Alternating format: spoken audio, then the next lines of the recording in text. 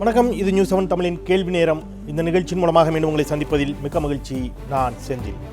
நம்மை சுற்றி நடக்கும் நிகழ்வுகள், அந்த நிகழ்வை நகர்த்தும் அடிப்படை, அதன் பின்னணியில் இருக்கும் அரசியல், இது குறித்து விவாதித்து வந்து கொண்டிருக்கின்றோம். அந்த வகையில் இன்றைய கேள்வி நேர விவாதத்திற்கான பொருள் திரையில். இன்றைய கேள்வி நேர விவாத பொருள் 10 சட்டப்பேரவை உறுப்பினர்கள் தங்களுடைய பதவியை ராஜினாமா செய்திருக்கிறார்கள். தேமுதிகவை சேர்ந்த 8 உறுப்பினர்களும், பாமகவை சார்பில் தேர்ந்தெடுக்கப்பட்ட ஒரு உறுப்பினர் மற்றும் புதிய தமிழகம் கட்சியின் சார்பில் தேர்ந்தெடுக்கப்பட்ட ஒரு சட்டப்பேரவை உறுப்பினர்கள் ஆகிய 10 பேரும் அதிருப்தி எம்எல்ஏக்களாக அந்த பெயரில் அவர்கள் அஇஅதிமுக ஆதரவு நிலைப்பாட்டை எடுத்து சட்டப்பேரவையில் இயங்கி வந்தார்கள். இந்த நிலையில் சட்டப்பேரவை கூட்டத்தொடர் முடிவடைந்திருக்கக்கூடிய நிலையில் இன்னும் 75 நாட்களே இந்த சட்டப்பேரவைக்கான ஆயுட்காலம் இருக்கக்கூடிய நிலையில் தங்களுடைய பதவியை ராஜினாமா செய்திருக்கிறார்கள் இவர்கள். இதன் மூலமாக தேமுதிக தலைவர் விஜயகாந்த் அவர்கள் இதுவரை எதிர்க்கட்சித் தலைவராக இருந்து வந்த அவர் அதற்கான தகுதியை இழந்திருக்கிறார். அவருடைய எதிர்க்கட்சி தலைவர் பதவியும் இன்றைக்கு பறிபோகி இருக்கிறது. இது என்ன மாதிரியான அரசியல்? கட்சித்தாவல் தடை சட்டம் இங்கே நிலுவையில் இருக்கக்கூடிய நிலையில் இந்த கட்சித்தாவல் தடை சட்டம் என்பது பாரபட்சமாக செயல்படுத்தப்படுகிறது அப்படிங்கிற ஒரு குற்றச்சாட்டு நீண்ட காலமாகவே இருந்து வந்து கொண்டிருக்கிறது. ஒரு கட்சியின் சார்பில், ஒரு சின்னத்தின் சார்பில் அந்த கட்சியின் கொள்கைகளுக்காக ஏற்றுக்கொள்ளப்பட்டு சட்டப்பேரவைக்கு அனுப்பப்படக்கூடிய ஒரு சட்டப்பேரவை உறுப்பினர் அந்த கட்சியின் கொள்கைகளிலிருந்து விலகி நிற்கின்ற பொழுது அவர் தார்மீக அடிப்படையில் ராஜினாமா செய்திருக்க வேண்டும் அல்லது அவருடைய பதவி பறிக்கப்பட்டிருக்க வேண்டும். இது இரண்டும் இல்லாமல் இதுபோன்ற ஒரு ஆடுபுலி ஆட்டம் சட்டப்பேரவையில் நடைபெற்றுக் கொண்டிருப்பது என்பது எந்த அளவிற்கு ஜனநாயகபூர்வமானது? இதுவே இன்றைய கேள்வி நேர விவாத பொருளாக இருக்கிறது. பயணிக்கலாம். அரங்கில் மிகச்சிறந்த ஆளுமைகள் 4 பேர் நம்முடைய தங்களுடைய கருத்துக்களை பதிவு செய்ய காத்திருக்கிறார்கள். இது கேள்வி நேரம்.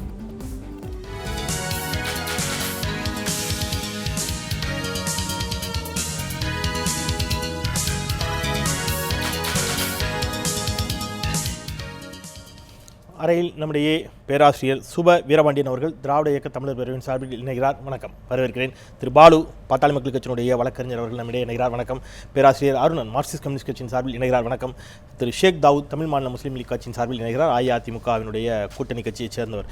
4 பேருக்கு மீண்டும் என்னுடைய வணக்கம். நான் ஷேக் தாவூத் அவர்களிடமிருந்தே தொடங்கலாம் அப்படின்னு நினைக்கிறேன். மிக பகிரங்கமாக ஊடக விவாதங்களாகட்டும் அல்லது சட்டப்பேரவை வளாகங்களிலாகட்டும் ஊடகங்களிலால் அதிகமாக அறியப்பட்டவர் அப்படிங்கிற முறையில் நான் அவருடைய பேரை குறிப்பிட்றேன். திரு மாஃபா பாண்டியராஜனாக இருக்கட்டும் அல்லது மற்ற சட்டப்பேரவை உறுப்பினர்களாக இருக்கட்டும், அஇஅதிமுக கரைவேட்டியை கட்டி தான் வளம் வந்தாங்க. நாங்களே இங்கே ஊடகத்தில் அவர்களை பேசுகின்ற பொழுது அதிமுக ஆதரவு சட்டப்பேரவை உறுப்பினர்கள் தான் போடுறோம், அப்படி போட சொல்லி தான் அவர்களே சொன்னார்கள்.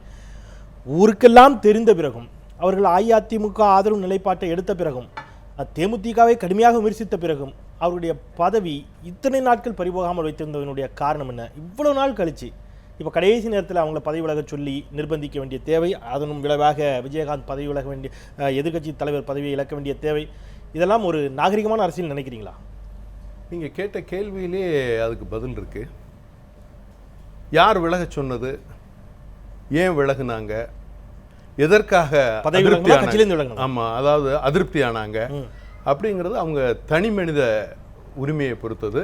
அந்த எம்எல்ஏக்களாக அவங்க வந்ததுக்கப்புறம் அவங்களுடைய கட்சியினுடைய நிலைப்பாடோ இல்லை அவர்களுடைய தலைவர்களுடைய நிலைப்பாடோ இல்லை அவர்களுடைய கொள்கைகளுடைய நிலைப்பாடோ பிடிக்காத காரணத்தினால் அதுக்கு மாறுபட்ட கருத்தை அவர்கள் கொண்டிருக்கிறார்கள். அதிருப்தி எம்எல்ஏக்களாக தொடர்ந்து அவர்கள் தொடர்ந்து கொண்டிருக்கிறார்கள். ஆனால் உங்களுக்கு தெரியும் நினைக்கிற சட்டம், ஒரு கட்சியிலிருந்து தேர்ந்தெடுக்கப்பட்டவர் அந்த கட்சியிலிருந்து விலகிவிட்டால், அந்த கட்சியிலிருந்து விலகி இன்னொருத்தர் ஆதரிக்க ஆரம்பிச்சிட்டா அவர் கட்சித்தாவல் தடை சட்டத்தின்படி அவருடைய பதவி பறிக்கப்பட வேண்டும் அப்படிங்கிறது தான் சட்டம். இல்லை அவர் இல்லை விஜயகாந்த் அவர்கள் ஏன் அவங்களை கட்சியை விட்டு நீக்கல? அது அடுத்த கேள்வி நான் கேட்கிறேன்.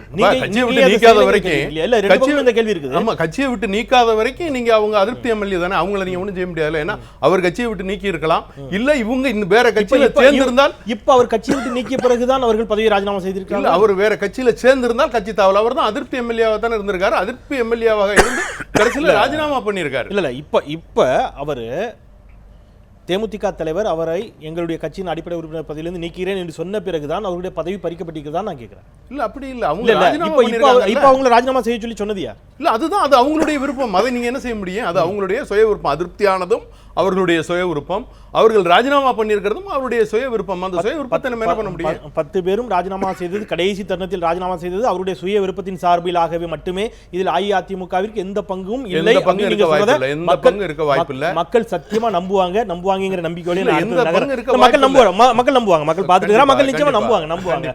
மக்கள் பல விஷயத்தை நம்பக்கூடியவர்கள், இதை நம்புவார்கள் அப்படிங்கிற நம்பிக்கையோட நான் நகர்றேன். திரு பாலு அவர் தேமுதிகவை வைத்த கேள்வியை தான் இது பொதுவாக எல்லாருக்கும் சேர்த்து கேட்கிறேன். நான் டாக்டர் கிருஷ்ணசாமி கட்சியிலிருந்து புதிய தமிழகத்திலிருந்து ஒருத்தர் விளைகிறார், பாமகவிலிருந்து ஒருத்தர் அதிருப்தி எம்எல்ஏவாக தொடர்கிறான்னு சொன்னால் ஏன் இவர்களை கட்சியிலிருந்து நீக்கி நடவடிக்கை எடுக்கவில்லை அப்படிங்கிற ஒரு கேள்வி வைக்கிறார். உங்களுடைய பதில். அதாவது முதல்ல நாம் யார், எதற்காக நமக்கு மக்கள் வாக்களித்தார்கள், யாருடைய பிரதிநிதி என்பதை முதலில் புரிந்து கொள்ள வேண்டும். ஒரு சின்னம், ஒரு கட்சி ஒரு வாய்ப்பு வழங்குகிறது. அந்த வாய்ப்பின் அடிப்படையில் தேர்தலில் நிற்கிறோம், போட்டியிடுகிறோம், வெற்றி பெறுகிறோம். அந்த கட்சியினுடைய கடைசி தொண்டன் கையிலே கொடியை வைத்து கொண்டு என்னுடைய வேட்பாளருக்கு ஓட்டு போடுன்னு சொன்னானே, அவனுக்கு செய்த மிகப்பெரிய துரோகம் அல்லது? அந்த கட்சியினுடைய தலைவர் ஒருவரை பார்த்து நீ தான் வேட்பாளர் போ என்று சொல்லுகிறார். அங்கே போய் போட்டியிடுகிறார், வெற்றி பெறுகிறார். உடனடியாக அண்ணன் சொன்னதை போன்று எல்லா தகுதியும் அவருக்கு வந்து விடுகிறது. நான் ஒரு தலைமைக்கு கட்டுப்பட்டு தான் அந்த சட்டமன்ற உறுப்பினர் கடைசி வரை இருக்க வேண்டும் என்று நான் சொல்லவில்லை. முடிவெடுங்கள், நீங்கள் எடுத்துக்கொள்ளுங்கள், மாறுங்கள், நாங்கள் மாற்று கருத்தில்லை. ஆனால் அப்படி ஒரு முடிவெடுத்து விட்டால் தார்மீக அடிப்படையில் அந்த பதவியை தூக்கி எறிந்துவிட்டு போதுதான் நாகரிகமான அரசு. அவர்களுக்கு அந்த அதை தாண்டி அவர்களுக்கு அந்த தார்மீக அடிப்படையிலான கடமை அவர்கள் செய்யவில்லை அப்படிங்கிற குற்றச்சாட்டை வைக்கிறீங்க. அதே கேள்வியை தான் திருப்பி எதிர்முகாம் நோக்கி தொடர்ச்சியாக வைக்கிறாங்க. ஏன் இவர்கள் அந்த தார்மீக அடிப்படையில் அவர்களை உடனடியாக கட்சியிலிருந்து நீக்கவில்லை? பதவி பெறுவீர்கள்ல நீங்க சொல்றீங்க, ஒரு தன்னிச்சையாக நடந்த நிகழ்வாக இருந்தால் நிச்சயமாக அது போன்ற நிலைமை இருக்கும். ஆனால் அதை தாண்டி இதில் ஒரு அரசியலை ஆளும் கட்சி செய்கின்ற பொழுது அந்த அரசியலோடு சேர்ந்து பயணிக்கக்கூடியவர்களாகத்தான் எதிர்க்கட்சியினர் இருக்கிறார்கள். தேமுதிக மீது எனக்கு பல்வேறு விமர்சனங்கள் இருந்தால் கூட, ஆனால் இந்த விஷயத்தை பொறுத்தவரையில் ஒரு இயக்கத்தில் இருக்கக்கூடிய ஒரு இயக்கம் கொடுக்கக்கூடிய அந்த வாய்ப்பை பயன்படுத்தி நின்றுவிட்டு ஏறக்குறைய 8 பேர் அந்த இயக்கத்திலிருந்து வெளியேறுகிறார்கள். இன்றைக்கு சட்டமன்றம் முடிந்து அதனுடைய கடைசி நாள் முடிந்த பிறகு இன்றைக்கு பதவியை ராஜினாமா செய்வது என்பது அந்த மக்களுக்கு செய்த துரோகம் அல்ல?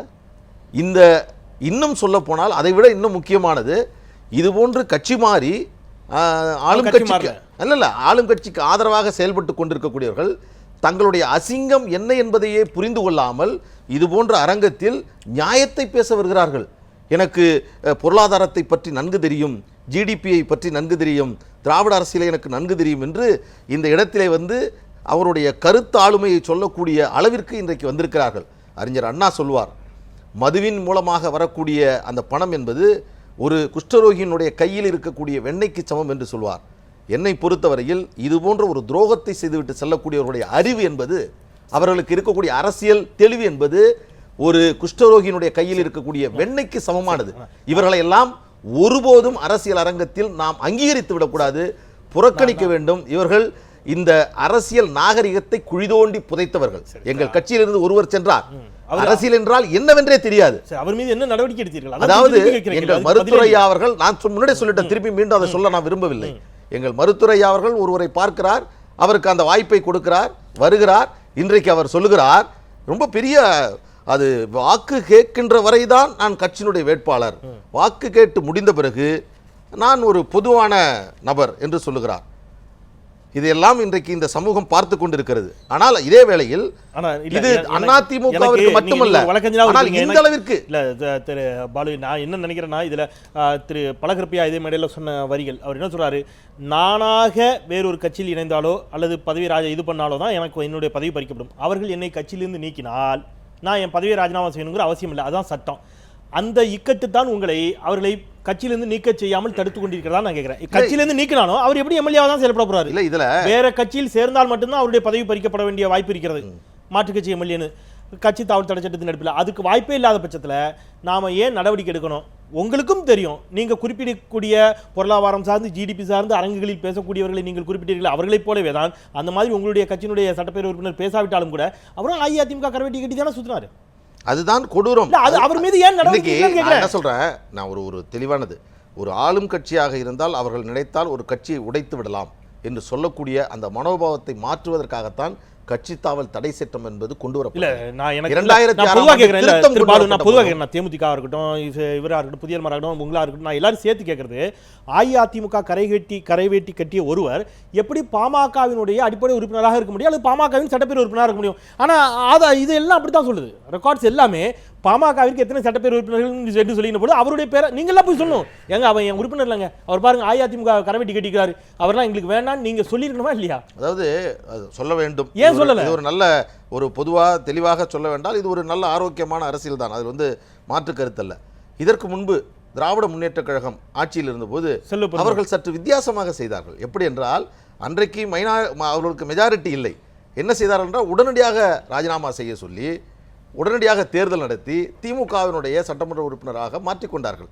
ஆனால் அதே வேளையில் செல்வ பெருந்தகை ராஜினாமா கடிதத்தை கொடுக்கிறார். ஆனால் அந்த கடிதம் சரியாக இல்லை, அவர் ஒழுங்காக கொடுக்கவில்லை என்று கடைசி வரை அந்த செல்வ பெருந்தகையை அங்கே சட்டமன்ற உறுப்பினராக நீடித்துக் கொண்டிருந்தார்கள். மோசம் கிடையாது.